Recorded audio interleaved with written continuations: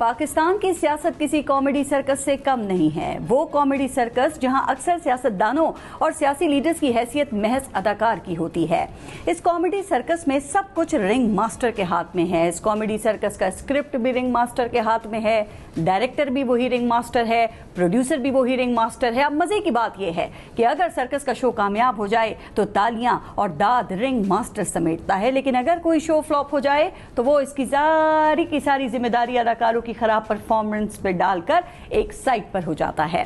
सारा स्क्रिप्ट चूंकि ring master के पास होता है, इसलिए अदाकार को भी कुछ नहीं मालूम होता कि स्टेज पे उसकी एंट्री कब है और एग्जिट कब है।